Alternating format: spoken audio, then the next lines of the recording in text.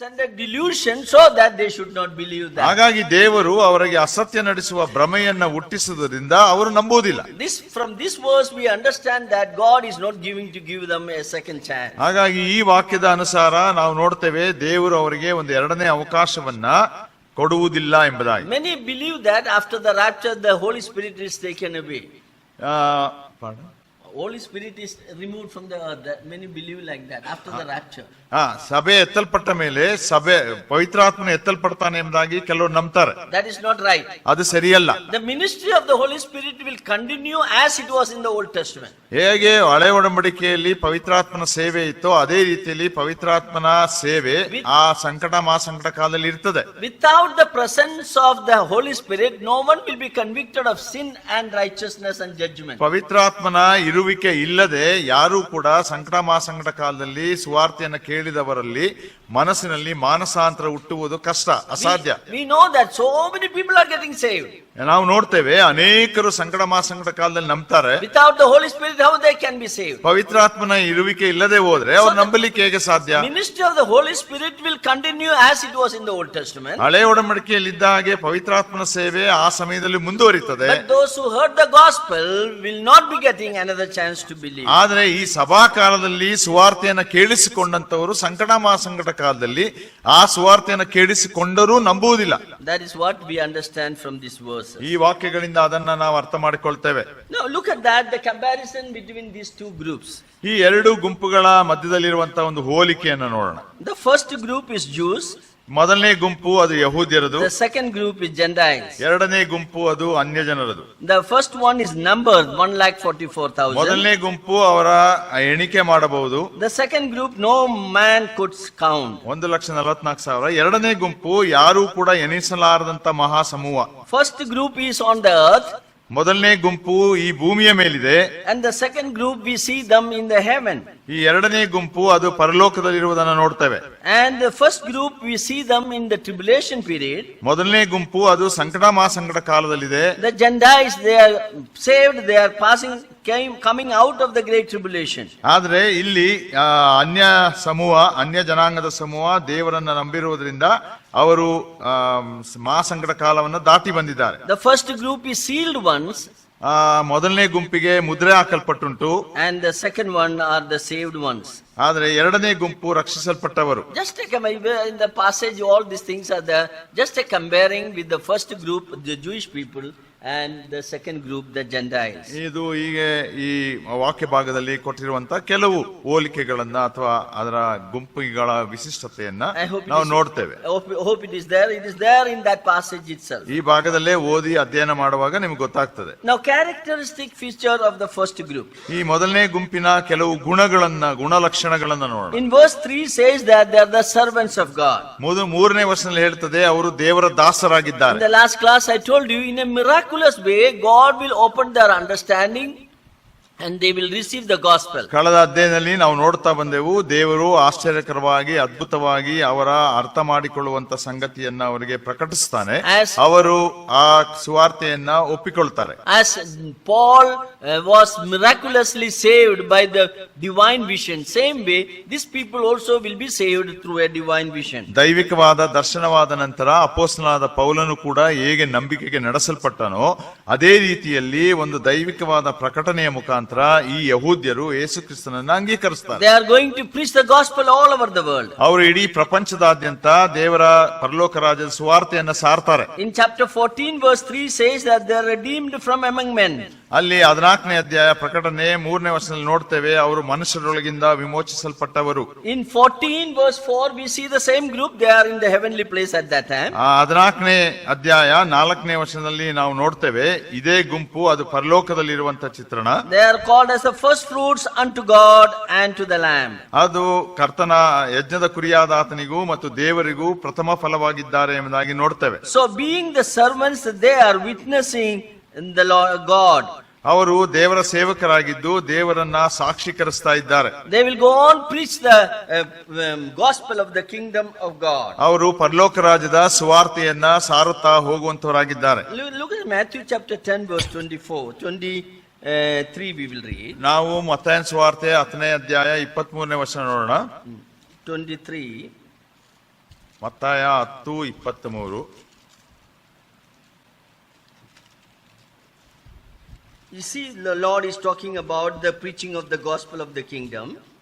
ಅಲ್ಲಿ ಪರಲೋಕ ರಾಜ್ಯದ ಸುವಾರ್ತೆಯ ಕುರಿತು ಯೇಸು ಕ್ರಿಸ್ತನು ಮಾತಾಡ್ತಾ ಇದ್ದಾನೆ. Verse 23 says, when they persecute you in this city, flee into another. For verily I say unto you, ye shall not have gone over the cities of Israel till the Son of Man be come. ಇಲ್ಲಿ 23ನೇ ವಚನ, ಒಂದು ಊರಲ್ಲಿ ನಿಮ್ಮನ್ನು ಹಿಂಸೆ ಪಡಿಸಿದರೆ ಮತ್ತೊಂದು ಊರಿಗೆ ಓಡಿ ಹೋಗಿರಿ. ಮನುಷ್ಯಕುಮಾರನು ಬರುವಷ್ಟರಲ್ಲಿ ನೀವು ಇಸ್ರಾಯೇಲ್ ಜನರ ಊರುಗಳ ಸಂಚಾರವನ್ನ ತೀರಿಸಿರುವುದಿಲ್ಲವೆಂದು ನಿಮಗೆ ಸತ್ಯವಾಗಿ ಹೇಳುತ್ತೇನೆ. So this is also suggesting that during the time of the tribulation, the gospel will be preached. Till the Lord's glorious coming, the gospel will be preached. ಇದು ಈ ಒಂದು ವಾಕ್ಯ ಭಾಗ ನಮಗೆ ತಿಳಿಸಿಕೊಡುವುದೇನೆಂದ್ರೆ, ಕರ್ತನಾದ ಯೇಸು ಕ್ರಿಸ್ತನು ಮಹಿಮೆಯಲ್ಲಿ ಬರುವ ತನಕ ಆಗುವ ಸಂಕಟ ಮಹಾಸಂಕಟ ಕಾಲದಲ್ಲಿ ಆ ಸುವಾರ್ತೆ ಸಾರಲ್ಪಡುತ್ತದೆ. Matthew chapter 24 verse 14 also says that the gospel of the kingdom will be preached to the uttermost end. All over the world at that time the end will come. ಮತ್ತಾಯ 24:10 ಕೂಡ ನಾವು ನೋಡ್ತೇವೆ.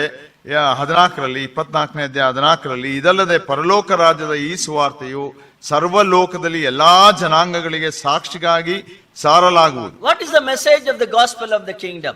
ಆ ಪರಲೋಕ ರಾಜ್ಯದ ಸುವಾರ್ತೆಯ ಸಂದೇಶವೇನು? As I told you, as John the Baptist was preaching, the same message will be preached. ಯಾವುದು ಸ್ನಾನಿಕನಾದ ಯೋಹಾನನು ಸುವಾರ್ತೆಯನ್ನ, ಆ ಪರಲೋಕದ ಸುವಾರ್ತೆಯನ್ನ ಸಾರುತ್ತಿದ್ದನೋ, ರಾಜ್ಯದ ಸುವಾರ್ತೆಯನ್ನ, ಅದೇ ಸುವಾರ್ತೆ. Repent, the kingdom of God is at hand. ಯಾಕಂದ್ರೆ ಪರಲೋಕ ರಾಜ್ಯವು ಹತ್ತಿರವಾಗಿದೆ, ಆದ್ರಿಂದ ಮಾನಸಾಂತರ ಪಡ್ರಿ. So he was preaching the gospel of the kingdom. ಹಾಗಾಗಿ ಆತನು ಪರಲೋಕ ರಾಜ್ಯದ ಸುವಾರ್ತೆಯನ್ನು ಸಾರ್ತಾ ಇದ್ದಾನೆ. While preaching that, John said one thing. ಅವಾಗ ಅದನ್ನ ಸಾರುವಾಗ ಸ್ನಾನಿಕನಾದ ಯೋಹಾನ ಒಂದು ಮಾತನ್ನು ಹೇಳಿದ, Behold the Lamb of God that taketh away the sin of the world. ಈಗೋ ದೇವರು ಯಜ್ಞಕ್ಕೆ ನೇಮಿಸಿದಂತ ಯಜ್ಞದ ಕುರಿಮರಿ, ಅದು ಈ ಲೋಕದ ಪಾಪವನ್ನ ನಿವಾರಣೆ ಮಾಡುತ್ತದೆ. When John was preaching that, I don't know how far he understood the meaning of that statement. ಒಂದು ವೇಳೆ ಸ್ನಾನಿಕನಾದ ಯೋಹಾನನು ಆ ಮಾತುಗಳನ್ನು ಹೇಳುವಾಗ ಆ ಮಾತಿನ ಅರ್ಥ ಎಷ್ಟರ ಮಟ್ಟಿಗೆ ಅರ್ಥ ಮಾಡಿಕೊಂಡಿದ್ದ ನಮಗೆ ಗೊತ್ತಿಲ್ಲ. Because Jesus Christ did not die at that time, he was not knowing about the cross, but John was just telling that behold the Lamb of God that taketh away. ಯಾಕಂದ್ರೆ ಆ ಸಮಯದಲ್ಲಿ ಇನ್ನೂ ಯೇಸು ಕ್ರಿಸ್ತನು ಸತ್ತಿರಲಿಲ್ಲ. ಸ್ನಾನಿಕನಾದ ಯೋಹಾನನಿಗೆ ಒಂದು ವೇಳೆ ಶಿಲುಬೆಯ ಬಗ್ಗೆ ಗೊತ್ತಿರಲಿಲ್ಲ.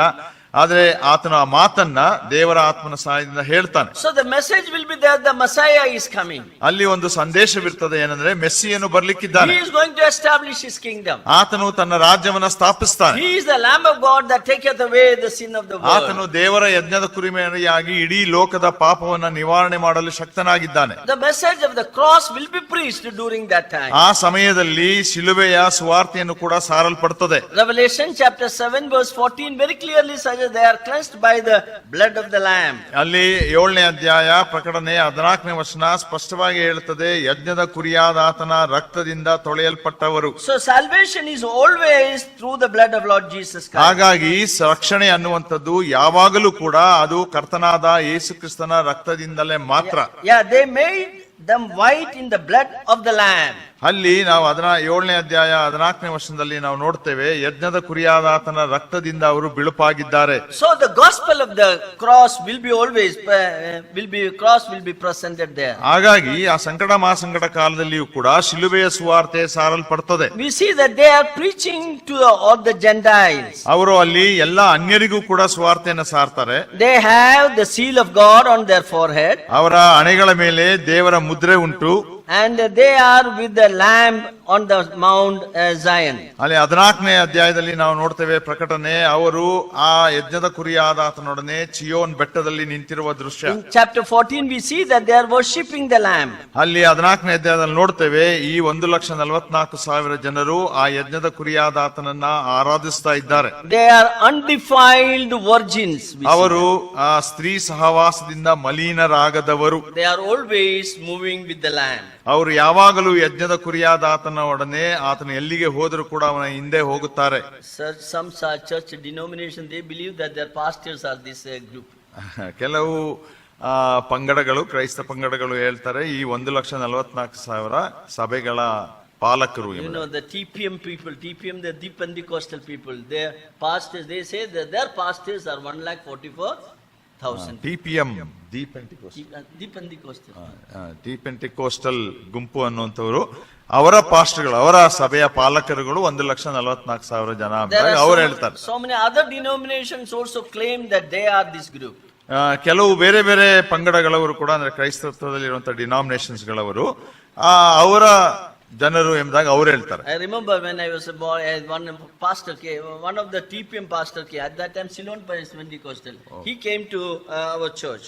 ಒಂದು ಸಲ ಸಹೋದರು ಜ್ಞಾಪಕ ಇರುವ ಹಾಗೆ ಅವರ ಸಭೆಗೆ ಸಿಲೋನ್ ಪೆಂಟಿಕೋಸ್ಟಲ್ ಮಿಷನ್ ಅವರ ಒಬ್ಬರು ಪಾಸ್ಟರ್ಗಳು ಬಂದಿದ್ರು. And he told our elder that we are the 1,44,000. ಅವಾಗ ಅವರು ನಮ್ಮ ಸಭಾ ಹಿರಿಯರಿಗೆ ಹೇಳಿದ್ರು ನಾವೇ ಆ 1,44,000 ಜನ. Then this our elder asked, which tribe you belong to? ಅವಾಗ ಎಲ್ಡರ್ ಪ್ರಶ್ನೆ ಮಾಡಿದ್ರು, ನೀವು ಯಾವ ಕುಲಕ್ಕೆ ಅಂದ್ರೆ ಯಹೂದ್ಯರ ಯಾವ ಕುಲಕ್ಕೆ ಸಂಬಂಧಪಟ್ಟವರು? He got confused. ಅವಾಗ ಅವರಿಗೆ ಗಲಿಬಿಲಿ ಆಯ್ತು. It is very clearly mentioned that they are taken from 12 tribes. ಅಲ್ಲಿ ಬಹಳ ಸ್ಪಷ್ಟವಾಗಿ ಬರೆಯಲ್ಪಟ್ಟಿದೆ, ಅದು ಯಹೂದ್ಯರ 12 ಕುಲಗಳಿಂದ ಆರಿಸಿಕೊಳ್ಳಲ್ಪಟ್ಟವರು. So if anybody comes to you same way, you can ask which tribe you belong to. ಒಂದು ವೇಳೆ ಯಾರಾದ್ರೂ ಬಂದು ನಿಮ್ಗೆ ಅದೇ ರೀತಿ ಹೇಳಿದ್ರೆ ಇದೇ ಪ್ರಶ್ನೆ ಅವ್ರಿಗೆ ಮಾಡಬಹುದು. So they are actually Jewish people selected by the Lord. ಕರ್ತನು ಆರಿಸಿಕೊಂಡಂತ ಯಹೂದ್ಯ ಕುಲದವರಾಗಿದ್ದಾರೆ. The characteristic feature of the second group. ಎರಡನೇ ಗುಂಪಿನ ಗುಣಲಕ್ಷಣಗಳನ್ನು ನೋಡೋಣ. They are stood before the throne, we see in verse 9. 9ನೇ ವಚನ 7ನೇ ಅಧ್ಯಾಯ ನಾವಲ್ಲಿ ನೋಡ್ತೇವೆ, ಸಿಂಹಾಸನದ ಮುಂದೆ ಆ ಮಹಾ ಸಮೂಹ ನಿಂತುಕೊಂಡಿದೆ. 9 to 12 we see that they are worshipping the Lord. 9ರಿಂದ 12ನೇ ವಚನ ನಾವು ನೋಡ್ತೇವೆ, ದೇವರನ್ನ ಕರ್ತನನ್ನ ಅವರು ಆರಾಧಿಸ್ತಾ ಇದ್ದಾರೆ. Yes, the God is dwelling with them. They are highly secure. ಅಲ್ಲಿ They are highly secure. ಅವರು ಬಹಳ ಸುಭದ್ರವಾಗಿರುವಂತವರು, ಭದ್ರವಾಗಿರುವಂತವರು, ರಕ್ಷಿಸಲ್ಪಟ್ಟವರು. God will spread the wings and protect them. ಅದು 7ನೇ ಅಧ್ಯಾಯ 15ನೇ ವಚನದಿಂದ ಮುಂದಕ್ಕಿದೆ. ಅವರ ಮೇಲೆ ಆತನು ತನ್ನ ರೆಕ್ಕೆಗಳನ್ನ ಚಾಚಿ ಅವರನ್ನ ಕಾಪಾಡುತ್ತಾನೆ. They are safe under the mighty wing of God. ಅವರು ದೇವರ ಬಲಿಷ್ಠವಾದ ರೆಕ್ಕೆಗಳ ಅಡಿಯಲ್ಲಿ ರಕ್ಷಿಸಲ್ಪಟ್ಟಿದ್ದಾರೆ. God will supply them all their needs. ಅವರಿಗೆ ಬೇಕಾದಂತೆಲ್ಲವನ್ನ ದೇವರು ಒದಗಿಸಿಕೊಡ್ತಾನೆ. And we see that as a shepherd he leads them towards the still waters. ಆತನು ಅವರನ್ನ ಕುರುಬರಂತೆ ಶಾಂತವಾದ ನೀರುಗಳ ಬಳಿಗೆ ನಡೆಸ್ತಾನೆ. And he wipes their tears. ಅವರ ಕಣ್ಣೀರನ್ನೆಲ್ಲ ಒರೆಸಿ ಬಿಡುವಂತವನು. There are no more tears at that time. ಆ ಸಮಯಗಳಲ್ಲಿ ಇನ್ನು ಕಣ್ಣೀರಿಲ್ಲ. There is no hunger, there is no thirst. ಅಲ್ಲಿ ಹಸಿವೆ ಇಲ್ಲ, ಬಾಯಾರಿಕೆ ಇಲ್ಲ. Okay, there is no need of food in heaven, right? ಹಾಗಾಗಿ ಪರಲೋಕದಲ್ಲಿ ಆಹಾರದ ಅವಶ್ಯಕತೆಯೂ ಕೂಡ ಇಲ್ಲ. That is what it shows, that if there is no need of eating anything, but if you want you can eat. ಒಂದು ವೇಳೆ ಅಲ್ಲಿ ಪರಲೋಕದಲ್ಲಿ ಊಟ ಮಾಡುವಂತ ಅವಶ್ಯಕತೆ ಇಲ್ಲ, ಆದ್ರೆ ನಿಮ್ಗೆ ಬೇಕಾದ್ರೆ ತಿನ್ಬಹುದು. Yeah, Lord Jesus Christ ate when he after the resurrection. ಕರ್ತನಾದ ಯೇಸು ಕ್ರಿಸ್ತನು ಕೂಡ ಪುನರುತ್ಥಾನವಾದ ಮೇಲೆ ಆಹಾರವನ್ನ ತಿಂದನು. So that is a very interesting study. ಅದು ಬಹಳ Some people want to know whether we can have non-veg or something like that. ಕೆಲವರಿಗೆ ಆಸೆ ಪರಲೋಕಕ್ಕೆ ಹೋದ್ರೆ ಮಾಂಸಾಹಾರ ಇದೆಲ್ಲ ಸಿಗುತ್ತಾ ಅಂತ. And we know that Jesus Christ after the resurrection he ate what? Fish. He fish it, non-veg you can eat it. ಹಾಗಾಗಿ ಕರ್ತನಾದ ಯೇಸು ಕ್ರಿಸ್ತನು ಕೂಡ ಪುನರುತ್ಥಾನ ಹೊಂದಿದ ನಂತರ ಮೀನನ್ನ ತಿಂದ, ಹಾಗಾಗಿ ಮಾಂಸಾಹಾರಿ ಕೂಡ ಸಿಗ್ತದೆ. Now chapter 8 verse 1 we'll go. 8ನೇ ಅಧ್ಯಾಯ 1ನೇ ವಚನಕ್ಕೆ ಬರೋಣ. Look at that. ಅದನ್ನ ನೋಡೋಣ. When he had opened the seventh seal, there was silence in heaven about a space of half an hour. ಆತನು 7ನೆಯ ಮುದ್ರೆಯನ್ನು ಒಡೆದಾಗ ಸುಮಾರು ಅರ್ಧ ಗಂಟೆ ಹೊತ್ತಿನವರೆಗೂ ಪರಲೋಕವು ನಿಶಬ್ದವಾಯಿತು. Yeah, it should continue from the 6th seal. It is the 7th seal. 6ನೇ ಮುದ್ರೆಯನ್ನ ಒಡೆದ ನಂತರ ಈಗ 7ನೇ ಮುದ್ರೆಗೆ ಬರಬೇಕದು. In between something is introduced, how the salvation is there during the time of tribulation. ಇದರ ಮಧ್ಯದಲ್ಲಿಯೇ ಆ ಮಧ್ಯಂತರದ ಭಾಗಗಳಲ್ಲಿ ನಾವು ನೋಡ್ತಾ ಬಂದಿದ್ದೇವೆ, ಸಂಕಟ ಮಹಾಸಂಕಟ ಕಾಲದಲ್ಲಿ ರಕ್ಷಣೆ ಇದೆ ಎಂಬುದಾಗಿ. 7th seal there is a silence for half an hour. 7ನೇ ಮುದ್ರೆ ಒಡೆಯಲ್ಪಟ್ಟಾಗ ಅರ್ಧ ಗಂಟೆಗಳ ಕಾಲ ಮೌನ. You know, in heaven always worship is going on. ಯಾಕಂದ್ರೆ ನಮಗೆ ಗೊತ್ತುಂಟು ಪರಲೋಕದಲ್ಲಿ ಯಾವಾಗಲೂ ಆರಾಧನೆ ಅದು ನಡೆಸಲ್ಪಡ್ತಾ ಇರ್ತದೆ. And there we see that when the 7th seal is broken, absolute silence was there. ಅವಾಗ ಇಲ್ಲಿ ನೋಡ್ತೇವೆ 7ನೇ ಮುದ್ರೆ ಒಡೆದಾಗ ಅಲ್ಲಿ ನಿಶಬ್ದವಾಗ್ತದೆ. That's why I kept blank, nothing is there.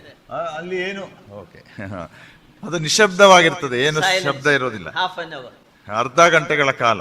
And then we see that the heaven is getting ready for the next series of judgment. ಮುಂದೆ ನಾವು ನೋಡ್ತೇವೆ, ಈಗ ಪರಲೋಕ ತನ್ನನ್ನು ಸಿದ್ಧ ಮಾಡಿಕೊಳ್ತಾ ಇದೆ ಮುಂದಿನ 2 ತೀರ್ಪುಗಳನ್ನ ಕೊಡ್ಲಿಕ್ಕೆ. What is the next series of judgment? ಮುಂದೆ ಬರ್ಲಿಕ್ಕಿರುವಂತ 2 ತೀರ್ಪುಗಳು ಯಾವುದು? It is called 7 trumpet judgment. ಅದು 7 ತುತ್ತೂರಿಗಳ ತೀರ್ಪು. And each of the trumpet judgment is falling upon the earth. ಆ ಪ್ರತಿಯೊಂದು ತುತ್ತೂರಿ ಊದಲ್ಪಡುವಾಗ ದೇವರ ತೀರ್ಪು ಈ ಲೋಕದ ಮೇಲೆ ಸುರಿಸಲ್ಪಡ್ತದೆ. And we see that the 7 angels are getting ready to pour the judgment to judge the world. ಅಲ್ಲಿ ನಾವು ನೋಡ್ತೇವೆ 7 ತುತ್ತೂರಿಗಳನ್ನು ಹಿಡಿದಂತ 7 ದೇವದೂತರು ಅವರು ಆ ತೀರ್ಪನ್ನ ಕೊಡ್ಲಿಕ್ಕಾಗಿ ಸಿದ್ಧ ಮಾಡಿಕೊಳ್ತಾ Yeah, ಇದ್ದಾರೆ. please read from verse 2 onwards. See, 2 to 6 immediately read 8ನೇ ಅಧ್ಯಾಯ 2ನೇ ವಚನದಿಂದ 6ನೇ ವಚನ. Yeah. ಯಾರು ಓದ್ತೀರಾ? 2ನೇ ಅಧ್ಯಾಯ. ಸನ್ನಿಧಿಯಲ್ಲಿ ನಿಂತಿರುವ 7 ಮಂದಿ ದೇವದೂತರನ್ನು ಕಂಡೆನು. ಅವರಿಗೆ 7 ತುತ್ತೂರಿಗಳು ಕೊಡಲ್ಪಟ್ಟವು. ಆಮೇಲೆ ಮತ್ತೊಬ್ಬ ದೇವದೂತನು ಬಂದು ಯಜ್ಞವೇದಿಯ ಬಳಿಯಲ್ಲಿ ನಿಂತನು. ಅವನ ಕೈಯಲ್ಲಿ ಚಿನ್ನದ ಧೂಪಾರತಿ ಇತ್ತು. ಸಿಂಹಾಸನದ ಮುಂದಣ ಚಿನ್ನದ ಧೂಪವೇದಿಯ ಮೇಲೆ ದೇವಜನರೆಲ್ಲರ ಪ್ರಾರ್ಥನೆಗಳ ಜೊತೆಯಲ್ಲಿ ಸಮರ್ಪಿಸುವುದಕ್ಕಾಗಿ ಅವನಿಗೆ ಬಹಳ ಧೂಪ ಕೊಡಲ್ಪಟ್ಟಿತು. ಆಗ ಧೂಪದ ಹೊಗೆಯು ದೇವದೂತನ ಕೈಯೊಳಗಿಂದ ಹೊರಟು ದೇವಜನರ ಪ್ರಾರ್ಥನೆಗಳೊಂದಿಗೆ ಕೂಡಿ ದೇವರ ಸನ್ನಿಧಿಗೆ ಏರಿ ಹೋಯಿತು. ತರುವಾಯ ದೇವದೂತನು ಧೂಪಾರತಿಯನ್ನು ತೆಗೆದುಕೊಂಡು ಯಜ್ಞವೇದಿಯ ಮೇಲಿದ್ದ ಕೆಂಡಗಳಿಂದ ತುಂಬಿಸಿ ಭೂಮಿಗೆ ಬಿಸಾಡಿದನು. ಆಗ ಗುಡುಗುಗಳು, ವಾಣಿಗಳು, ಮಿಂಚುಗಳು, ಭೂಕಂಪವು ಉಂಟಾದವು. Yeah, prayer is ascending into heaven, we read here. ಇಲ್ಲಿ ನಾವು ನೋಡ್ತೇವೆ ದೇವಜನರ ಪ್ರಾರ್ಥನೆ ಅದು ದೇವರ ಬಳಿಗೆ ಸನ್ನಿಧಿಗೆ ಏರಿ ಹೋಯಿತು. Yeah, verse 6 says the 7 angels who had the 7 trumpets prepared themselves to sound. 6ನೇ ವಚನ 7 ತುತ್ತೂರಿಗಳನ್ನು ಹಿಡಿದಿದ್ದ 7 ಮಂದಿ ದೇವದೂತರು ತುತ್ತೂರಿಗಳನ್ನು ಊದುವುದಕ್ಕೆ ಸಿದ್ಧ ಮಾಡಿಕೊಂಡರು. Probably minute detail about this event we won't be able to understand. ಇದರಲ್ಲಿ ತಿಳಿಸಲ್ಪಡುವಂತ ಕೆಲವು ಸಣ್ಣ ಸಣ್ಣ ವಿವರಣೆಗಳು ಕೂಡ ನಮಗೆ ಅರ್ಥ ಮಾಡಿಕೊಳ್ಳಿಕ್ಕೆ ಕಷ್ಟ ಆಗ್ಬೋದು. But the overall judgment is very clearly explained. ಅದನ್ನ ಪರಿಪೂರ್ಣವಾಗಿ ನೋಡುವಾಗ ಆ ಎಲ್ಲಾ ತೀರ್ಪು ಬಹಳ ಸ್ಪಷ್ಟವಾಗಿ ವಿವರಿಸಲ್ಪಟ್ಟಿದೆ. Look at the first one, verse 7. 7ನೇ ವಚನ ಮೊದಲನೇ ತುತ್ತೂರಿ. The first angel sounded and then followed hail, fire and mixed with the blood. ಮೊದಲನೆಯ ದೇವದೂತನು ತುತ್ತೂರಿಯನ್ನು ಊದಿದಾಗ ರಕ್ತದಲ್ಲಿ ಕಲಸಿದ್ದ ಆನೆಕಲ್ಲಿನ ಮಳೆಯು ಬೆಂಕಿಯು And ಭೂಮಿಗೆ they ಸುರಿಸಲ್ಪಟ್ಟವು. they cast upon the earth. ಅದು ಭೂಮಿಗೆ ಸುರಿಸಲ್ಪಟ್ಟವು. And look at that, 1/3 of the trees and the green grass were burned. ಅದರಲ್ಲಿ ನಾವು ನೋಡ್ತೇವೆ ಮುಂದೆ ಬೆಂಕಿಯು ಭೂಮಿಗೆ ಸುರಿಸಲ್ಪಟ್ಟವು. ಭೂಮಿಯೊಳಗೆ 1/3 ಭಾಗ ಸುಟ್ಟು ಹೋಯಿತು. ಮರಗಳೊಳಗೆ ಮರಗಳೊಳಗೆ 1/3 ಭಾಗ ಸುಟ್ಟು ಹೋಯಿತು. It was poured upon the earth. ಅದು ಭೂಮಿಯ ಮೇಲೆ ಸುರಿಸಲ್ಪಟ್ಟಿದೆ. That is very important. ಅದು ಬಹಳ ಪ್ರಾಮುಖ್ಯ. And all the vegetation, that is a plant kingdom, is affected. ಅಂದ್ರೆ ಅಲ್ಲಿ ಗಿಡ ಮರಗಳು ಹಾಗೂ ಹಸಿರು ಹುಲ್ಲು ಎಲ್ಲ ಸುಟ್ಟೋಗ್ತದೆ. 3 things we read there. ಅಲ್ಲಿ 3 ವಿಷಯಗಳನ್ನು ನೋಡ್ತೇವೆ. Hail, fire, which mixed with the blood. ಅಲ್ಲಿ ರಕ್ತದಲ್ಲಿ ಕಲಸಿದ್ದ ಆನೆ ಕಲ್ಲಿನ ಮಳೆ. We will take it literally. There's no harm in taking literally. ಅದನ್ನ ಅಕ್ಷರಶಃ ಅದೇ ರೀತಿಯಲ್ಲಿ ತೆಗೆದುಕೊಳ್ಳುವುದರಲ್ಲಿ ತಪ್ಪಿಲ್ಲ. There's no clue that it is symbolic. ಅದು ಎಂದಿಗೂ ಕೂಡ ಅಲ್ಲಿ ಸಾಂಕೇತಿಕವಾಗಿದೆ ಎಂಬುದಾಗಿ ನಮಗೆ ಸಲಹೆಗಳಿಲ್ಲ. Many times we see the divine judgment is expressed by the hail and fire and all. ಕೆಲವು ಸಲ ನಾವು ಅನೇಕ ಸಲ ನೋಡುವಂತವರಾಗಿದ್ದೇವೆ. ದೈವಿಕವಾದಂತ ನ್ಯಾಯ ತೀರ್ಪು ಬೆಂಕಿ ಹಾಗೂ ಆನೆಕಲ್ಲಿನ ಮಳೆಗಳ ಮುಖಾಂತರ ಆಗುವಂತದ್ದನ್ನ. But it is mentioned that mixed with the blood, that is rare. Normally not happens. ಆದ್ರೆ ವಿರಳವಾಗಿರುವಂತ ಸಂಗತಿ ಏನಂದ್ರೆ ಅಂತ ತೀರ್ಪು ರಕ್ತದಿಂದ ಕಲಸಿದೆ ಎಂಬುದಾಗಿ ನೋಡೋದಿಲ್ಲ. Fire means lightning. Lightning is the fire during the time of rain. ಒಂದು ವೇಳೆ ಬೆಂಕಿ ಎಂಬುದಾಗಿ ಹೇಳುವಾಗ ಅದು ಸಿಡಲು, ಮಿಂಚು. You might have noticed whenever there is a hail, definitely there will be a thunder and lightning. ಆನೆಕಲ್ಲು ಬೀಳುತ್ತದೆ ಎಂಬುದಾಗಿ ಹೇಳುವಾಗ ಒಂದು ವೇಳೆ ಬಹಳ ದೊಡ್ಡ ಗುಡುಗುಗಳು, ಮಿಂಚುಗಳು, ಸಿಡಿಲುಗಳು ಇರ್ತದೆ. The thunder and lightning will come. Along with that, it is mentioned that it is mixed with the blood. ಅಲ್ಲಿ ಸಿಡಿಲುಗಳು, ಮಿಂಚುಗಳು ಉಂಟಾಗ್ತದೆ. ಅದರೊಟ್ಟಿಗೆ ಬಂದಂತ ಆಲಿಕಲ್ಲು ಅದು ರಕ್ತದಲ್ಲಿ ಕಲಿಸಿದೆ. Being it's a judgment of God, it can happen. ಒಂದು ವೇಳೆ ದೇವರ ತೀರ್ಪಾಗಿರುವುದರಿಂದ ಅದು ಆಗಲಿಕ್ಕೆ ಸಾಧ್ಯ. I remember a few years before, ನಾನು ಜ್ಞಾಪಕದಲ್ಲಿ ಉಂಟು ಏನಂದ್ರೆ In the ಕೆಲವು ವರ್ಷಗಳ ಹಿಂದೆ newspaper reports had come, that is in Kerala it happened. ವರ್ತಮಾನ ಪತ್ರಿಕೆಗಳಲ್ಲಿ ಬಂದಂತಹ ವರದಿಗಳು ಕೇರಳದಲ್ಲಿ ಆದಂತಹ ಘಟನೆ. There was a heavy rain, and along with the rain, the entire rainwater was a blood, completely blood it was. ಆ ಬಹಳ ದೊಡ್ಡದಾದಂತ ಮಳೆ ಉಂಟಾಯಿತು. ಆ ಸುರಿಸಲ್ಪಟ್ಟಂತ ಮಳೆ ಅದು ಕೆಂಪಗೆ ರಕ್ತದ ಉಪಾದಿಯಲ್ಲಿತ್ತು. I don't know anybody remembers that event. It was reported in the newspaper long back. ಬಹಳ ಹಿಂದೆ ಅದು ಪತ್ರಿಕೆಗಳಲ್ಲಿ ಬಂದಿದೆ, ವರ್ತಮಾನ And everyone ಪತ್ರಿಕೆಗಳಲ್ಲಿ. was surprised. What is this blood? Red color is water. ಎಲ್ಲರಿಗೂ ಆಶ್ಚರ್ಯವಾಯಿತು ಈ ಕೆಂಪು ನೀರು ಏನು ಎಂಬುದಾಗಿ. The scientists were collected the sample to test and all. They were experimenting. What is the reason for this red color? ವಿಜ್ಞಾನಿಗಳು ಅದನ್ನ ತೆಗೆದುಕೊಂಡು ಹೋಗಿ ಇದೇನಾಗಿದೆ ಎಂಬುದಾಗಿ ಸಂಶೋಧನೆ ಮಾಡ್ಲಿಕ್ಕೂ ಶುರು ಮಾಡಿದ್ರು. It was an unusual rain happened. ಯಾಕಂದ್ರೆ ಆ ರೀತಿಯಾದಂತ ಮಳೆ ಅದು ಯಾವಾಗ್ಲೂ ಆಗಿರ್ಲಿಲ್ಲ. But we see that if it has happened in our own time, definitely it can happen during the time of ಒಂದು ವೇಳೆ ನಮ್ಮ ಕಾಲಮಾನಗಳಲ್ಲಿ ಅಂತ ಮಳೆ ಆಗುವುದಾದ್ರೆ ಅದು ನಿಶ್ಚಯವಾಗಿಯೂ ಕೂಡ ಸಂಕಟ ಮಹಾಸಂಕಟ ಕಾಲದಲ್ಲಿ ಆಗ್ತದೆ. But important point you have to note down, it is on the earth the judgment came. ಬಹಳ ಪ್ರಾಮುಖ್ಯವಾಗಿ ನಾವು ಗಮನಿಸಬೇಕಾದ್ದೇನೆಂದ್ರೆ ಆ ತೀರ್ಪು ಭೂಮಿಯ ಮೇಲೆ ಆಗುವಂತದ್ದು. Now look at the second one, verse 8 and 9, then I will explain the meanings of that. ಎರಡನೇ ತುತ್ತೂರಿ 8 ಮತ್ತು 9ನೇ ವಚನ. ಎರಡನೆಯ ದೇವದೂತನು ತುತ್ತೂರಿಯನ್ನು ಊದಿದಾಗ ಬೆಂಕಿ ಹತ್ತಿ ಉರಿಯುವ ದೊಡ್ಡ ಬೆಟ್ಟವು ಎಂಬಂತಿರುವ ಒಂದು ವಸ್ತು ಸಮುದ್ರದಲ್ಲಿ ಹಾಕಲ್ಪಟ್ಟಿತು. ಆಗ ಸಮುದ್ರದೊಳಗೆ 1/3 ಭಾಗ ರಕ್ತವಾಯಿತು. ಸಮುದ್ರ ಜೀವಿಯೊಳಗೆ 1/3 ಭಾಗ ಸತ್ತು ಹೋಯಿತು. ಹಡಗುಗಳೊಳಗೆ 1/3 ಭಾಗ ನಾಶವಾಯಿತು. Yeah, we see that a great mountain burning with the fire was cast into the sea. ಬೆಂಕಿ ಹತ್ತಿ ಉರಿಯುವ ದೊಡ್ಡ ಬೆಟ್ಟವೋ ಎಂಬಂತಿರುವ ಒಂದು ವಸ್ತು ಸಮುದ್ರದೊಳಗೆ ಹಾಕಲ್ಪಟ್ಟಿತು. Look at that, 1/3 is affected with the blood. It is became the blood sea. ಮತ್ತೆ ನಾವು ನೋಡ್ತೇವೆ ಆ ಸಮುದ್ರದಲ್ಲಿ 1/3 ಭಾಗ ರಕ್ತವಾಯಿತು. 1/3 of the creatures were in the sea were dead. We see that. ಸಮುದ್ರದ ಜೀವಿಗಳೊಳಗೆ 1/3 ಭಾಗ ಸತ್ತು ಹೋಯಿತು. 1/3 of the ships were destroyed. ಹಡಗುಗಳೊಳಗೆ ಸಮುದ್ರದಲ್ಲಿದ್ದಂತ ಹಡಗುಗಳಲ್ಲಿ 1/3 ಭಾಗ ನಾಶವಾಯಿತು. In the trumpet judgment, always we notice that 1/3 is ಈ mentioned. ತುತ್ತೂರಿಗಳ ತೀರ್ಪಿನಲ್ಲಿ ನಾವು ಯಾವಾಗಲೂ ಗಮನಿಸ್ತೇವೆ ಏನಂದ್ರೆ 1/3 ಭಾಗ 1/3 ಭಾಗ. Here in verse 8 says that as it were a great mountain, it's not mountain, as it was a great mountain, a burning mountain fell into the sea. ಒಂದು ವೇಳೆ ಅದು ಬೆಟ್ಟವಾಗಿರ್ಲಿಕ್ಕಿಲ್ಲ, ಆದ್ರೆ ಒಂದು ದೊಡ್ಡ ಬೆಟ್ಟ ಹತ್ತಿ ಉರಿಯುತ್ತದೋ ಎಂಬಂತಿರುವುದು. So many interpretations are there about that. ಇದರ ಕುರಿತು ಅನೇಕ ವ್ಯಾಖ್ಯಾನಗಳಿವೆ. Some people think that this is the destruction of America. ಕೆಲವರು ಯೋಚನೆ ಮಾಡ್ತಾರೆ ಇದು ಒಂದು ದಿವಸ ಅಮೆರಿಕ ದೇಶ ನಾಶವಾಗುವುದು ಎಂಬುದಾಗಿ. Great mountain sometimes is referring to the kingdoms. ದೊಡ್ಡ ದೊಡ್ಡ ಬೆಟ್ಟಗಳು ಎಂಬುದಾಗಿ ಹೇಳುವಾಗ ಕೆಲವು ರಾಜ್ಯಗಳನ್ನ ಅದು ಸೂಚಿಸುತ್ತದೆ. There is no reference here that it speaks about America or something like that. ಒಂದು ವೇಳೆ ಇಲ್ಲಿ ಅಮೆರಿಕದ ಕುರಿತೇ ಅದು ಹೇಳ್ತಾ ಇದೆ ಎಂಬುದಾಗಿ ಯಾವುದೇ ಒಂದು ಆಧಾರ ಇಲ್ಲಿಲ್ಲ. So unwanted, if we cannot understand, it's better to leave that. We need not to interpret into that. ಅದಕ್ಕಾಗಿ ಅದು ನಮಗೆ ಬೇಡದಿರುವಂತ ವಿಷಯ ಅರ್ಥವಾಗದೇ ಇರುವಾಗ ನಮ್ಮ ವ್ಯಾಖ್ಯಾನಗಳನ್ನು ಅದಕ್ಕೆ ಕೊಡಬಾರದು. So look at that. It is 1/3 of the sea is affected by this thing. ಇಲ್ಲಿ 1/3 ಭಾಗ ಸಮುದ್ರ ಅದು ನಾಶವಾಗ್ತದೆ, Now look at ರಕ್ತವಾಗ್ತದೆ. the third trumpet judgment. 3ನೇ ಒಂದು ತುತ್ತೂರಿ Yeah, look at that next verse. 10 ಮತ್ತು 11ನೇ ವಚನ.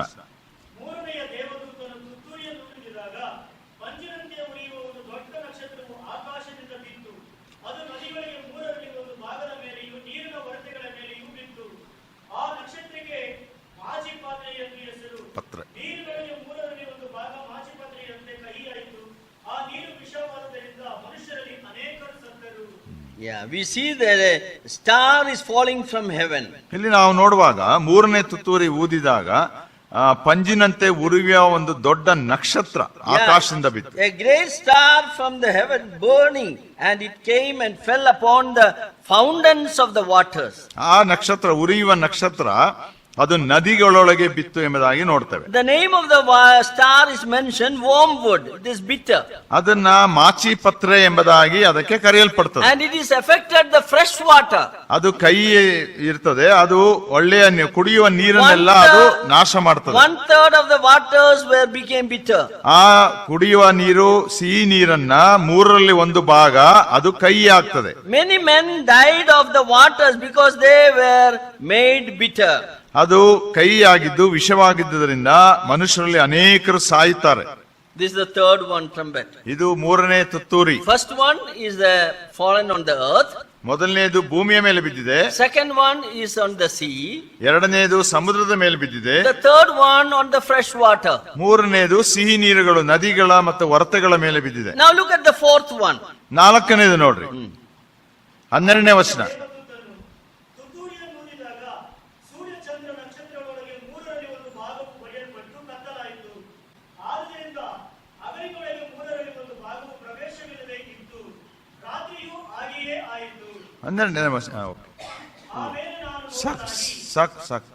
Yeah, we see in verse 12 that the fourth trumpet is blown, and we see that it is affected the sun, moon and the stars.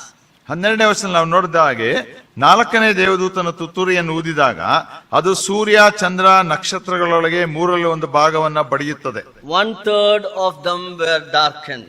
ಅಲ್ಲಿ ಮೂರರಲ್ಲಿ ಒಂದು ಭಾಗವು ಕೂಡ ಕತ್ತಲಾಗ್ತದೆ. Now, why these things are mentioned? ಯಾಕೆ ಈ ವಿಷಯಗಳು ತಿಳಿಸಲ್ಪಟ್ಟಿವೆ? As you just look at that, first one was earth. ನಾವು ಮೊದಲನೇದು ನೋಡಿದ್ದು ಭೂಮಿಯ ಮೇಲೆ, Second one was sea. ಎರಡನೇದು ಸಮುದ್ರದ ಮೇಲೆ, The third one was fresh water. ಮೂರನೇದು ನದಿ ಮತ್ತು ಹೊರತೆಗಳ ಮೇಲೆ, The fourth one was the atmosphere, firmament. ಅಥವಾ ನಾಲ್ಕನೇದು ನಾವು ನೋಡುವಂತ ಈ ಎಲ್ಲ ಪರಿಸರದ ಮೇಲೆ. As I told you from the beginning, I told you that the revelation is speaking about the redemption of this earth. ಇದನ್ನೆಲ್ಲ ನಾವು ನೋಡ್ತಾ ಬರುವಾಗ ನಾವು ಮೊದಲೇ ಹೇಳ್ತಾ ಬಂದ ಹಾಗೆ ಅಥವಾ ಕಲಿಯುತ್ತಾ ಬಂದ ಹಾಗೆ ಪ್ರಕಟಣೆ ನಮಗೆ ತಿಳಿಸುವಂತ ಸತ್ಯತೆ ಈ ಭೂಮಿಯ ಬಿಡುಗಡೆಯ ಕುರಿತು. God has entrusted man to take care of the earth. ದೇವರು ಮನುಷ್ಯನನ್ನ ಈ ಭೂಮಿಯನ್ನ ನೋಡಿಕೊಳ್ಳಲಿಕ್ಕಾಗಿ ಬಿಟ್ಟಿದ್ದಾನೆ. He was a tenant. So God told him, you are the king, you take control of all the earth. ಆದಾಮನಿಗೆ ಹೇಳಿದಂತೆ ನೀನು ಈ ಭೂಮಿಯನ್ನೆಲ್ಲ ನಿನ್ನ ಸ್ವಾಧೀನದಲ್ಲಿ ತೆಗೆದುಕೊಂಡು ಅದನ್ನ ನಿನ್ನ ಅಸ್ತಿತ್ವಕ್ಕೆ ಅಧಿಕಾರಕ್ಕೆ ತೆಗೆದುಕೋ. But man has miserably failed to take care of the earth. ಆದ್ರೆ ಆ ಭೂಮಿಯನ್ನ ನೋಡಿಕೊಳ್ಳುವುದರಲ್ಲಿ ಮನುಷ್ಯನು ಭಯಂಕರವಾಗಿ ಸೋತು ಹೋಗಿದ್ದಾನೆ. Instead of taking care of the earth, the man has destroyed the earth.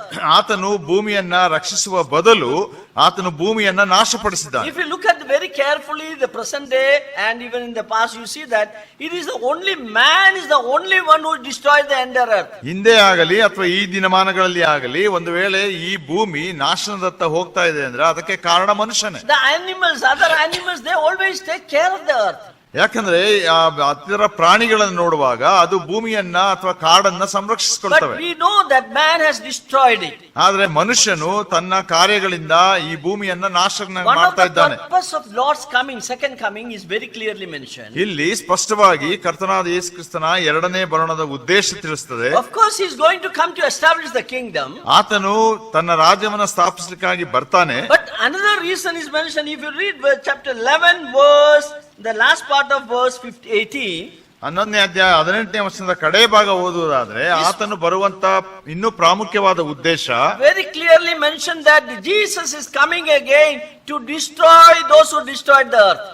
ಇಲ್ಲಿ ಕರ್ತನಾದ ಯೇಸು ಕ್ರಿಸ್ತನು ಯಾಕೆ ಬರ್ತಾನೆ ಅಂದ್ರೆ ಲೋಕನಾಶಕರನ್ನ ನಾಶ ಮಾಡುವುದಕ್ಕಾಗಿ. Yeah, you read that, should destroy them who destroy the earth. ಲೋಕನಾಶಕರ 18ನೇ ವಚನದ ಕಡೆ ಭಾಗ 11ನೇ ಅಧ್ಯಾಯ. Of course, ಲೋಕನಾಶಕರನ್ನ ನಾಶ ಮಾಡುವಿ. So I am a science teacher. I used to teach science. ನಾನು ವಿಜ್ಞಾನವನ್ನ ಕಲಿಸಿಕೊಡುವಂತ ಉಪಾಧ್ಯಾಯನು. Now you know, in your literature, science literature always speaks about the pollution. Pollution is a very serious matter. All over the world people are talking about it. ನಾವು ವಿಜ್ಞಾನದಲ್ಲಿ ಮಾತಾಡುವಾಗ ಯಾವಾಗಲೂ ಕೂಡ ಪರಿಸರ ಮಾಲಿನ್ಯದ ಕುರಿತು ಹೆಚ್ಚಾಗಿ ನಾವು ಮಾತಾಡ್ತೇವೆ. When I was studying, the word ecology was rarely used. Only in the literature it was used. Nowadays everywhere eco-friendly, you can see that word. ಅಂದ್ರೆ ಪರಿಸರದ ಕುರಿತು ಹೆಚ್ಚಾಗಿ ನಮ್ಮ ಸಮಯಗಳಲ್ಲಿ ಅದು ಹೇಳಲ್ಪಡ್ತಿರ್ಲಿಲ್ಲ. ಆದ್ರೆ ಈ ದಿನಮಾನಗಳಲ್ಲಿ ನೋಡುವಾಗ ಪರಿಸರದ ಬಗ್ಗೆ ಬಹಳ ಕಾಳಜಿಯನ್ನ ವಹಿಸ್ತಾರೆ. So much of advertisement is there about how we need to protect our environment. ನಮ್ಮ ಪರಿಸರವನ್ನ ಯಾವ ರೀತಿ ಕಾಪಾಡಿಕೊಳ್ಳಬೇಕೆಂಬುದಾಗಿ ಅನೇಕ ಜಾಹೀರಾತುಗಳು ಉಂಟು. If you look at the literature which is available in the libraries, in the science libraries, you can understand that the man has destroyed 4 areas. ನಾವು ನಮ್ಮ ಪುಸ್ತಕ ಭಂಡಾರಗಳಲ್ಲಿ ಮತ್ತು ಬೇರೆ ಬೇರೆ ಕಡೆಗಳಲ್ಲಿ ಕೆಲವು ಸಾಹಿತ್ಯಗಳನ್ನ ಓದುವಾಗ ನಾವು ನೋಡ್ತೇವೆ ಮನುಷ್ಯನು ಪ್ರಪಂಚದ 4 ಭಾಗಗಳನ್ನ ನಾಶ ಮಾಡಿದ. Man has destroyed the earth. ಮನುಷ್ಯನು ಈ ಲೋಕವನ್ನ ನಾಶ ಮಾಡಿದ್ದಾನೆ. This earth was, I am talking about the land is destroyed by man. ಅಂದ್ರೆ ಈ ಭೂಮಿಯನ್ನ ಮನುಷ್ಯನು ಕಲುಷಿತಗೊಳಿಸಿದ್ದಾನೆ. Man has not taken care of the land. ಅದನ್ನ ಅವನ ಎಚ್ಚರಿಕೆಯಿಂದ ವಹಿಸಿಲ್ಲ. God given so much instruction to the people of Israel how to take care of your land. ಇಸ್ರಾಯೇಲರಿಗೆ ದೇವರು ಅವರಿಗಿರುವಂತಹ ಭೂಮಿಯನ್ನ ಯಾವ ರೀತಿ ಕಾಪಾಡಿಕೊಳ್ಳಬೇಕೆಂಬುದಾಗಿ ಅನೇಕ ಸಲಹೆಗಳನ್ನ ಕೊಟ್ಟಿದ್ದ. 6 years you cultivate, 7th year you keep it empty. ಆತನ ಅವ್ರಿಗೆ ಹೇಳಿದ್ದೇನೆಂದ್ರೆ 6 ವರ್ಷಗಳನ್ನ ನೀವು ಅದನ್ನ ವ್ಯವಸಾಯ ಮಾಡಿದ ನಂತರ 7ನೇ ವರ್ಷ ಅದನ್ನ ಹಾಗೇ ಬಿಡಬೇಕು. They couldn't understand the importance of it. ಅದರ ಪ್ರಾಮುಖ್ಯತೆಯನ್ನ ಯಹೂದ್ಯರು ಅರ್ಥ ಮಾಡಿಕೊಳ್ಳಿಲ್ಲ. But you know, today the scientists are saying that there's a very good practice. ಇವತ್ತು ವಿಜ್ಞಾನಿಗಳು ಹೇಳ್ತಾರೆ ಸತ್ಯವೇದದಲ್ಲಿ ಹೇಳಿರುವಂತಹ ಆ ಒಂದು ವಿಧಿವಿಧಾನ ಬಹಳ ಒಳ್ಳೆ ಒಂದು ಅಭ್ಯಾಸ. If you need to have a healthy land, you have to keep the land empty. ಒಂದು ವೇಳೆ ಆರೋಗ್ಯಕರವಾದ ಫಲವತ್ತಾದ ಭೂಮಿ ಇರಬೇಕಾದ್ರೆ ಭೂಮಿಯನ್ನ ಸ್ವಲ್ಪ ಕಾಲ ಹಾಗೆ ಬಿಡಬೇಕು. Then only the productivity will increase for the land. ಅವಾಗ ಅದರ ಒಂದು ಬರುವಂತ ಏಳಿಗೆ ಅದು ಹೆಚ್ಚಾಗ್ತದೆ. So God has entrusted man to take care of the land. ಹಾಗಾಗಿ ದೇವರು ಈ ಭೂಮಿಯನ್ನ ಕಾಪಾಡಲಿಕ್ಕಾಗಿ ಅವನ ವಶಕ್ಕೆ ಕೊಟ್ಟಿದ್ದಾನೆ. Instead of taking care of the land, man has polluted the land. ಆದ್ರೆ ಮನುಷ್ಯರು ಅದನ್ನ ಎಚ್ಚರಿಕೆಯಿಂದ ವಹಿಸುವುದಕ್ಕೆ ಬದಲಾಗಿ ಅದನ್ನ ಮಾಲಿನ್ಯ ಮಾಡಿದ್ದಾರೆ. Lot of literature are available about the land pollution. You take it the literature. ಹಾಗಾಗಿ ಭೂಮಿಯ ಕುರಿತಿರುವಂತ ಅದು ಮಲಿನವಾಗುವಂತ ಸುದ್ದಿಗಳ ಕುರಿತಿರುವಂತ ಅನೇಕ ಪುಸ್ತಕಗಳು ಸಾಹಿತ್ಯಗಳು ಉಂಟು. Second area where man has destroyed, ಎರಡನೇ ಕ್ಷೇತ್ರ ಮನುಷ್ಯರು ನಾಶ ಮಾಡಿರುವುದು is the sea. ಅದು ಸಮುದ್ರ. The sea is completely destroyed by man. ಮನುಷ್ಯನು ಸಮುದ್ರವನ್ನ ಪರಿಪೂರ್ಣವಾಗಿ ನಾಶ ಮಾಡಿದ್ದಾನೆ. You know, our seas are highly polluted with all the chemicals and everything. ಅನೇಕ ಔಷಧಿ ಮತ್ತೆ ಎಣ್ಣೆ ಈ ಖನಿಜಗಳಿಂದ ಈ ಸಮುದ್ರ ಇವತ್ತು ಹಾಳುಗೆಡವಲ್ಪಟ್ಟಿದೆ. And this pollution enters into the animal, the fishes and all. ಅಲ್ಲಿ ವಾಸ ಮಾಡುವಂತ ಮೀನುಗಳು ಇತರ ಪ್ರಾಣಿಗಳಿಗೆ ಅದು ಪ್ರವೇಶಿಸ್ತವೆ. And if we eat that fish, then we will also getting pollution. ಅಂತ ಪ್ರಾಣಿಗಳನ್ನ ಮೀನುಗಳನ್ನ ನಾವು ತಿಂದ್ರೆ ನಾವು ಕೂಡ ಆರೋಗ್ಯ ಕೆಡಿಸಿಕೊಳ್ತೇವೆ. In Japan, few years before, Japan ನಲ್ಲಿ ಕೆಲವು ವರ್ಷಗಳ ಹಿಂದೆ and a place called Minamata. ಮೀನಾಮಾಟ ಅನ್ನುವಂತ ಒಂದು ಸ್ಥಳದಲ್ಲಿ And one day it so happened that the city, those who are in Minamata, many of them became mad people. ಆ ಮೀನಾಮಾಟ ನಗರದಲ್ಲಿದ್ದಂತ ಅನೇಕ ಜನರು ಹುಚ್ಚರಾದ್ರು. They were starting to talking unwanted things of that. ಅವರು ಬೇಡವಾದಂತ ಮಾತುಗಳನ್ನೆಲ್ಲ ಆಡ್ಲಿಕ್ಕೆ ಶುರು ಮಾಡಿದ್ರು. Then they examined what is the reason for these people. ಅವಾಗ ಅವರನ್ನೆಲ್ಲ ಪರೀಕ್ಷಿಸಿ ಅದಕ್ಕೆ ಕಾರಣವೇನು ಎಂಬುದಾಗಿ ಹುಡುಕುವಾಗ And they understood that ಅವಾಗ ಅರ್ಥವಾದದ್ದೇನೆಂದ್ರೆ in that sea area where they are living, ಆ ಒಂದು ಸಮುದ್ರದ ತೀರದಲ್ಲಿ ವಾಸಿಸುವಂತಹ they ಜನರು were eating fishes from there, ಅದರಲ್ಲಿರುವಂತ ಮೀನುಗಳನ್ನು ತೆಗೆದುಕೊಂಡು ತಿಂತಾ ಇದ್ರು. and that fishes are highly polluted with the mercury. ಅಲ್ಲಿ ಮರ್ಕ್ಯೂರಿ ಅನ್ನುವಂತಹ ಒಂದು ಲವಣದೊಡನೆ ಆ ಮೀನುಗಳು ಅದು ತುಂಬಾ ಮಲಿನವಾಗಿತ್ತು. There were some factories, they all dump all the mercury into the sea water. ಅಲ್ಲಿ ಇದ್ದಂತ ಕೈಗಾರಿಕೆಗಳು ಸಮುದ್ರಕ್ಕೆ ಅವರ ಬೇಡವಾದಂತ ಆ ಮರ್ಕ್ಯೂರಿ ವಸ್ತುಗಳನ್ನೆಲ್ಲ ಬಿಡ್ತಾ ಇತ್ತು. And it entered into the fishes. ಅದು ಯಾವಾಗ ಮೀನುಗಳು ಅದನ್ನ ಸ್ವೀಕರಿಸಿದ್ವು, Those who ate that fish, ಆ ಮೀನನ್ನ ತಿಂದಂತವರು it affected their brain. ಅವರ ಮೆದುಳಿಗೆ ಅದು ಪರಿಣಾಮ ಉಂಟು So you ಮಾಡಿತು. may have seen in your literature is available. It's called Minamata disease nowadays. ಇದನ್ನ ನೀವು ಸಾಹಿತ್ಯಗಳಲ್ಲಿ ಬೇರೆ ಬೇರೆ ಪುಸ್ತಕಗಳಲ್ಲಿ ಓದಬಹುದು. ಅದನ್ನ ಮೀನಾಮಾಟ ಕಾಯಿಲೆಗಳು ಎಂಬುದಾಗಿ ಕರೀತಾರೆ. So lot of chemicals were dumped into the sea, and because of that the cancer and everything is coming. ಅನೇಕ ತರವಾದಂತಹ ಸಂಗತಿಗಳನ್ನ ಸಮುದ್ರಕ್ಕೆ ಹಾಕುವುದರಿಂದ ಕ್ಯಾನ್ಸರು ಮತ್ತು ಇತರ ರೋಗಗಳು ಕೂಡ ಬರ್ತವೆ. There are a lot of literature regarding the marine pollution. ಹಾಗಾಗಿ ಸಮುದ್ರ ಮಲಿನವಾಗುವಂತ ಕುರಿತು ಅನೇಕ ವಿಷಯಗಳು ಉಂಟು. The third thing the man has destroyed is fresh water. ಮೂರನೇ ಸಂಗತಿ ಮನುಷ್ಯನ ಹಾಳು ಮಾಡಿರುವಂತದ್ದು ಸಿಹಿ ನೀರನ್ನ. 20 years before I never used to carry water bottle. 20 ವರ್ಷದ ಹಿಂದೆ ನಾನು ಎಂದಿಗೂ ಕೂಡ ನನ್ನೊಟ್ಟಿಗೆ ಒಂದು ನೀರಿನ ಬಾಟ್ಲಿಯನ್ನ I was ತೆಗೆದುಕೊಂಡು ಹೋಗಿಲ್ಲ. always drinking water from the well directly. ಎಲ್ಲಿ ಬಾವಿಯಿಂದ ತೆಗೆಯಲ್ಪಟ್ಟಂತ ನೀರನ್ನ ನೇರವಾಗಿ ಕುಡಿಯುತ್ತಿದ್ದೆ. I still remember my elder son. When he saw me drinking water from the well, he said, "You are directly drinking. You have to boil and drink." ನನ್ನ ದೊಡ್ಡ ಮಗ ಒಂದು ಸಲ ನಾನೀಗೆ ಬಾವಿಯಿಂದ ನೇರವಾಗಿ ನೀರು ಕುಡಿಯೋದನ್ನು ನೋಡುವಾಗ ನನಗೆ ಹೇಳಿದ, ಅಪ್ಪ ಆ ರೀತಿಯಾಗಿ ಕುಡಿತೇವೆ, ಕುದಿಸಿ ಕಾಯಿಸಿ ಕುಡಿಬೇಕು. He had seen in Bombay we are boiling and drinking, but in native place we are drinking water from the well directly. ಯಾಕಂದ್ರೆ ಮುಂಬೈಯಲ್ಲಿ ನಾವು ನೀರು ಕುಡಿಯುವಾಗ ಅದನ್ನೆಲ್ಲ ಕಾಯಿಸಿ ಕುದಿಸಿಯೇ ಕುಡಿಯುವುದು, ಆದ್ರೆ ಕೇರಳಕ್ಕೆ ಹೋದಾಗ ಅಲ್ಲಿನ ಬಾವಿಯ ಸಿಹಿ ನೀರನ್ನ ಕುಡಿತೇವೆ. Whenever we are planning to go out, first we think about water bottle, isn't it? ನಾವು ಎಂದಾದ್ರೂ ಕೂಡ ಹೊರಗೆ ಹೋಗ್ಲಿಕ್ಕೆ ಆಲೋಚನೆ ಮಾಡುವಾಗ ನಾವು ಮೊದಲು ಆಲೋಚಿಸುವಂತದ್ದು ನೀರು ತಗೊಂಡೋಗ್ಬೇಕು. Freely God has given. ದೇವರು ಪುಕ್ಕಟೆಯಾಗಿ ಆ ನೀರನ್ನ ಕೊಟ್ಟಿದ್ದಾನೆ. Everyone can drink very freely, but man has polluted everything. ಯಾರು ಬೇಕಾದ್ರೂ ಅದನ್ನ ಪುಕ್ಕಟೆಯಾಗಿ ಎಷ್ಟು ಬೇಕಾದ್ರೂ ಕುಡಿಬಹುದು, ಆದ್ರೆ ಈಗ ಎಲ್ಲ ನೀರು ಕೂಡ ಮಲಿನವಾಗಿವೆ. Yes, man has polluted the fresh water. ಮನುಷ್ಯನು ನದಿಗಳನ್ನು ಕೂಡ ಹಾಳುಗೆಡವಿದ್ದಾನೆ. Fourth thing, ನಾಲ್ಕನೇ ಸಂಗತಿ, man has polluted the atmosphere. ಆತನು ವಾಯುವನ್ನು ಕೂಡ ಆತನು ಅಥವಾ ಮೇಲಿನ What type of pollution is happening? ಗಾಳಿ You know that. ಇವೆಲ್ಲವನ್ನು ಕೂಡ ಮಾಲಿನ್ಯ ಮಾಡಿದ್ದಾನೆ. So the air pollution it is called.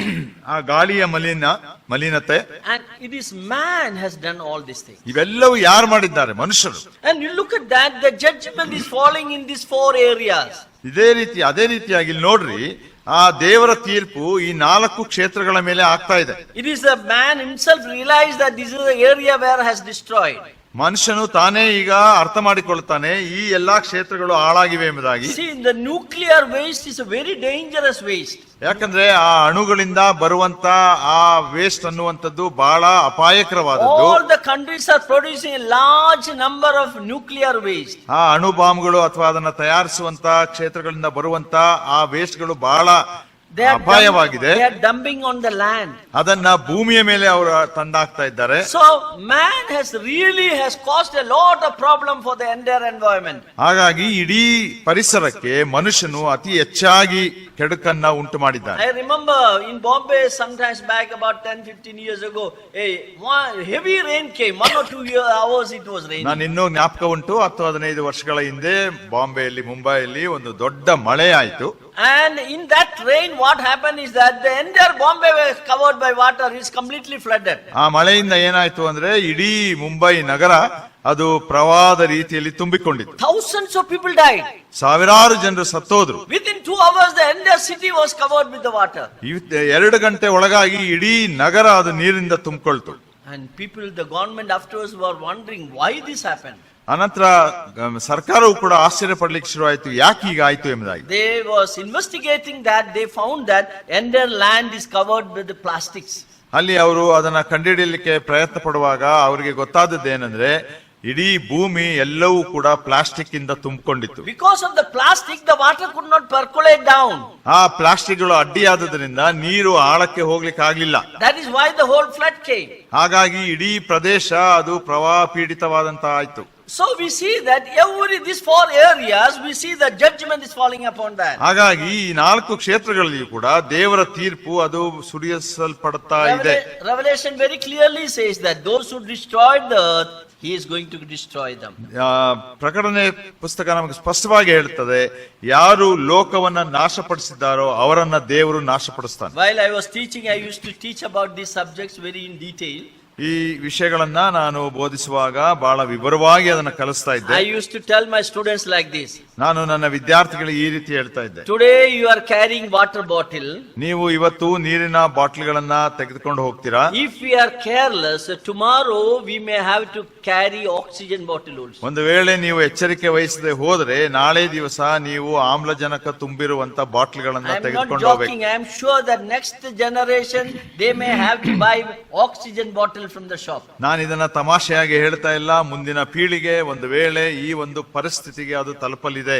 Man has to, as a believers, I feel that we should be eco-friendly, we should be careful, caring for the atmosphere. ಹಾಗಾಗಿ ನಾವು ಮನುಷ್ಯರಾಗಿ ದೇವರ ಮಕ್ಕಳಾಗಿ ಈ ಒಂದು ಪರಿಸರದ ಕುರಿತು ನಾವು ಅದರೊಡನೆ ಸ್ನೇಹದಿಂದ ಇರುವಂತವರಾಗಿರಬೇಕು. This particular thing is again repeating in the book of Revelation. We will consider in detail at that time. ಈ ಸಂಗತಿಗಳು ಮತ್ತೆ ಪ್ರಕಟಣೆ ಪುಸ್ತಕದಲ್ಲಿ ಪುನರಾವರ್ತಿಸುತ್ತದೆ, ಅದನ್ನ ಮತ್ತೆ ನಾವು ವಿವರವಾಗಿ ನೋಡುವಂತವರಾಗಿರೋಣ. So the first 4 judgment of the trumpet is affecting the entire atmosphere, atmosphere and other areas. ಅಲ್ಲಿ ಮೊದಲ 4 ತುತ್ತೂರಿ ತೀರ್ಪುಗಳು ಅದು ಭೂಮಿ, ಸಮುದ್ರ, ನದಿ ಹಾಗೂ ಪರಿಸರ ಇವೆಲ್ಲವನ್ನ ಅದು ತಟ್ಟುತ್ತಾ ಇದೆ. So from 9 onwards we see the further trumpet will be blown and a much more severe judgment is going to come. 9ನೇ ಅಧ್ಯಾಯಕ್ಕೆ ಮುಂದೆ ಹೋಗುವಾಗ ನಾವು ಮುಂದಿನ ತುತ್ತೂರಿಗಳು ಊದಲ್ಪಡ್ತದೆ ಮತ್ತು ಭಯಂಕರವಾದಂತ ತೀರ್ಪುಗಳು ಮನುಷ್ಯನ ಮೇಲೆ ಬರ್ಲಿಕ್ಕಿದೆ. As I told you, we may not be able to understand the minute detail in that particular description, but generally this is what we can understand. ಅಲ್ಲಿ ವಿವರಿಸಲ್ಪಟ್ಟಂತ ಕೆಲವು ಸಣ್ಣ ಸಣ್ಣ ಸಂಗತಿಗಳನ್ನು ಕೂಡ ಅದನ್ನ ಹೆಚ್ಚಾಗಿ ತಿಳ್ಕೊಳ್ಳಿಕ್ಕೆ ಕಷ್ಟ ಆಗ್ಬೋದು, ಆದ್ರೆ ಇವೆಲ್ಲವೂ ತಿಳಿಸುವಂತ ಆ ಸತ್ಯತೆಗಳಾಗಿವೆ. But the message is very clear. ಆದ್ರೆ ಅಲ್ಲಿಗೆ ದೇವರು ಕೊಡುವಂತ ಸಂದೇಶ ಸ್ಪಷ್ಟವಾಗುಂಟು. God want to send the judgment upon the wicked people. ದುಷ್ಟ ಜನರ ಮೇಲೆ ದೇವರು ತನ್ನ ತೀರ್ಪನ್ನ ಕಳಿಸಲಿಕ್ಕಿದ್ದಾನೆ. Who fail to keep the commandments of God. ದೇವರ ಆಜ್ಞೆಯನ್ನ ಕೈಕೊಂಡು ನಡೆಯಲಿಕ್ಕೆ ಯಾರು ಶಕ್ತರಾಗಿಲ್ಲವೋ ಅಥವಾ ಅದನ್ನ ಧಿಕ್ಕರಿಸ್ತಾರೋ ಅವರ ಮೇಲೆ May God bless this verse. ದೇವರ ಈ ವಾಕ್ಯಗಳನ್ನು ಆಶೀರ್ವದಿಸಲಿ.